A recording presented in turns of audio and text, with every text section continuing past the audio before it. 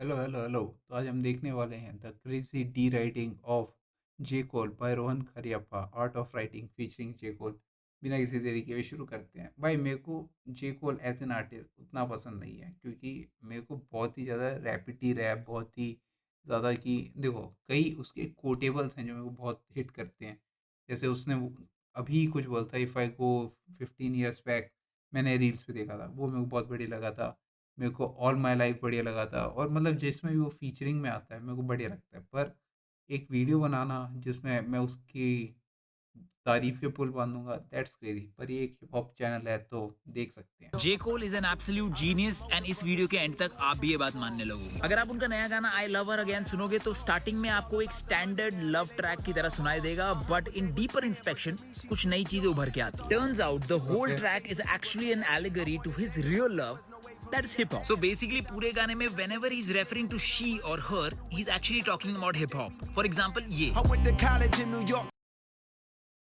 This is nothing new. मैंने इसके related बहुत ही ज़्यादा गाने सुने हुए हैं जो अपनी आर्ट को as a second thing show कर रहे होते हैं, जबकि वो बात कर रहे होते हैं रियल लव के बारे में। आई एम नॉट श्योर, मैं अभी गानों के नाम नहीं बता सकता।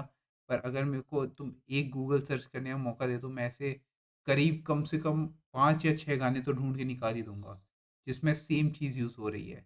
That don't make him genius. पर हाँ, मूविंग ऑन, नेक्स्ट पॉइंट सुनते हैं। York, cause I heard she was there. But when I got to town, I swear it's like she disappeared. He went to New York because New York is the hub of hip hop. But niggas in the barber shop ain't feel the same as me. They said shorty changed since she left the city. She got whacked. Again, he's talking about barbershop conversations about how hip hop now has become trash because of genres like trap. He also spoke about the Kendrick Drake beef in the most classiest fashion. Them type of games is why two of my homies started beef. To both of them, she said, "You're the best I ever had." And the whole time that bitch was saying that type of shit to me. In lines में जे कोल ने उस phase की भी बात करी जब जे कोल का hip hop पर से इंटरेस्ट कम हो गया था एंड वो प्रो बास्केटबॉल परस्यू करने निकल गए थे। You got the nerve to say that I switch. You turn me from your main thing to your side bitch. देखो रैपर्स अपने और अपनी स्टोरी के बारे में बहुत बात करते हैं। We at least have a billion married to the game bars as well. But J Cole is actually a true writer for using every small element of a standard boy-girl story and using it to draw parallels with his relation with hip hop. Relationship के beginning में you texting your girl all day all night and that was equated to how जब आप actually hip hop से प्यार करने लग जाते हो initial stage में, that is the भाई इंग्लिश में ना, इंग्लिश ग्रामर में एक चीज़ होती थी, तुम्हें पता होगा, उसे बोलते हैं पर्सोनिफिकेशन। जब तुम एक चीज़ को किसी और चीज़ से ऐसा सिमिलर या फिर ऐसा प्ले करते हुए बताते हो, समझ रहे हो कि कैसे घोड़ा बेस्ट चीज़ होता है। घोड़ा मतलब समझ, एक तरीके से एक चीज़ को दूसरी चीज़ से रिलेट करवाते हैं, सिमिली की तरह ही होता है। पर मैं भूल चुका हूँ कि दोनों में क्या डिफरेंस होता था, पर इसे पर्सोनिफिकेशन बोलते हैं। और ये किसी भी टाइप के पोएम या रैप में बहुत ही ज़्यादा यूज़ होता है। सो इसको इतना डीप तरीके से क्या बता रही है कि भाई क्या ही कर डाला इस बंदे ने, पहली बार हो रहा है ये तो। is the only genre that's playing on your phone all day, all night. But the more I thought about her quote, she was right. There was a time when she was on my phone day and night. This is going into the list of J. Cole's classic, right at the same tier list where tracks like Wet Dreams exist. And for you and I, this track is a masterclass in storytelling and writing. J. Cole ko hamara salam, and for more such videos, don't forget to follow DHS Rohan. J. Cole ना, ना, this is not. तुम इस गाने को कैसे चला सकते हो हर सिचुएशन में? एक गाना जब तक ऑलमोस्ट हर जगह चल नहीं सकता, वो मेरे लिए गोटेड नहीं होता। हर सिचुएशन में मतलब मैं रनिंग पे जा रहा हूँ, मैं वो सुन रहा हूँ। ये गाना बहुत ही धीरे है, मैं जिम में जा रहा हूँ, वो सुन रहा हूँ। ये गाना उसके लिए बहुत धीरे है, समझ रहे हो? एज़ अ रैप ट्रैक, ठीक है? और चाहे कोई भी सिचुएशन हो, मैं ये गाना कभी भी नहीं सुनने वाला, ठीक है? मैं एक लिसन दिया, मेरे को उतना बढ़िया नहीं लगा, मैं उसको दूसरी बार सुनने भी नहीं वाला। लेट्स सी कि इतना गोटेड गाने के व्यूज़ कितने हैं। बहुत ही बढ़िया गाना है और one of the first track है जे कॉल के एल्बम का। आई डोंट थिंक इसके बहुत ज़्यादा व्यूज़ होंगे, अगर होंगे तो भी मैं दूसरा बहाना दे दूँगा। The fall of, the fall of, ये फॉल ही करते जा रहा है ये बंदा तो।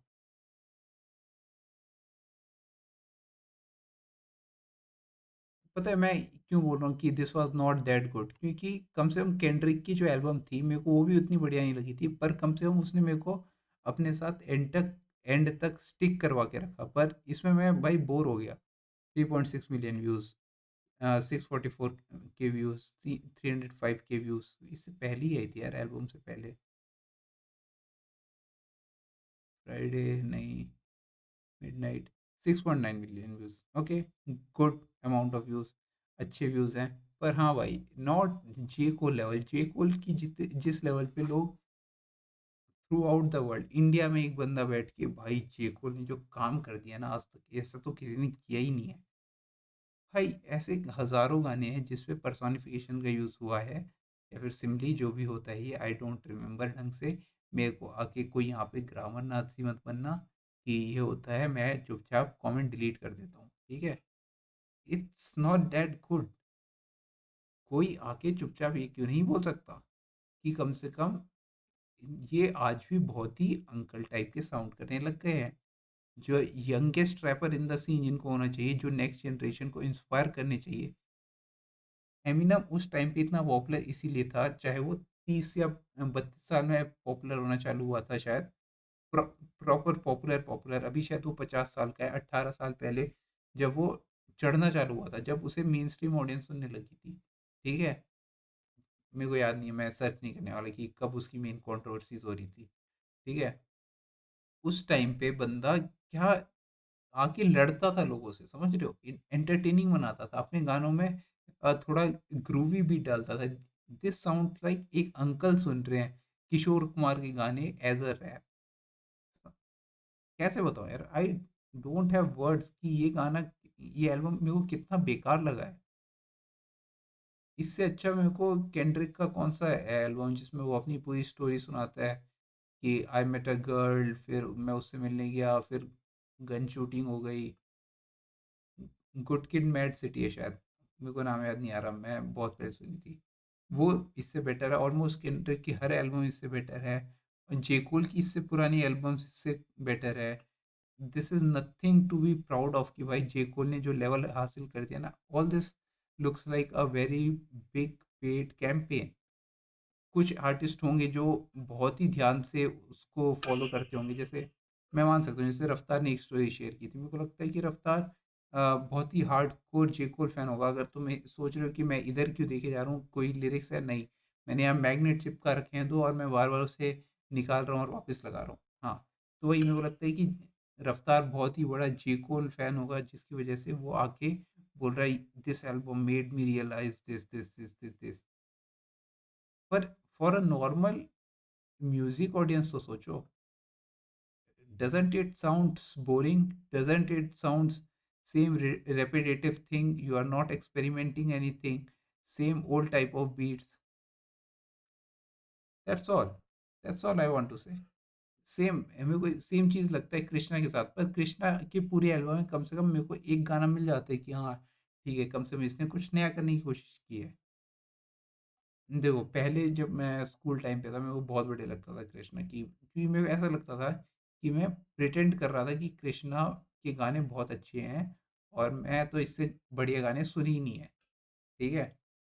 पर जब मैं बड़ा हुआ ना, तो मेरे को लगा कि क्या है इस गाने में, ये बंदा उस बोल ही तो रहा है। This is there is nothing musical about this music at the end. Rap चाहे शुरू हुआ सिर्फ ब्लैक लोगों की, ब्लैक लोगों को क्लब से निकाल दिया, वो बाहर जाके टायर्स का यूज़ करके, पुराने टूटे हुए कार्स को यूज़ करके बीट्स बनाने लग गए, और वहीं पे जैम करने लग गए, वहीं से चालू हुआ हिप हॉप, ठीक है? पर अब जब सबके पास सारे रिसोर्सेज है, why no one is experimenting with something new? I love Chaar Diwaari for this कि कम से कम उसने शुरू किया मैयत के आने full on hip hop banger album, और उसके बाद वो और जॉनरा में गया और एक्सपेरिमेंट किया, और वो धांसू आर्टिस्ट बना। आज उसने क्या बोलते हैं, अ, सोनू सूद बोलने वाला था, सोनू निगम के साथ कोलैब किया है। He is GOAT, he is literally the GOAT of Indian music industry. पर ये लोग समझते नहीं है। लोगों को वही सुनना है कि इस बंदे ने एक लाइन के 10 मतलब कैसे निकाल दिए। How that that makes a song more Musically pleasing. I think मैंने 1 मिनट की वीडियो को रिएक्ट करते करते बहुत ही सही पॉइंट रख दिया है। मेरे दिमाग में तो ये बहुत ही बढ़िया ऐसा लग रहा है कि मैंने क्या सिनेमा जैसी स्क्रिप्ट लिख दी है ये बोलते बोलते। That's about this video. मिलते हैं अगली वीडियो में। Thanks for watching. बाय।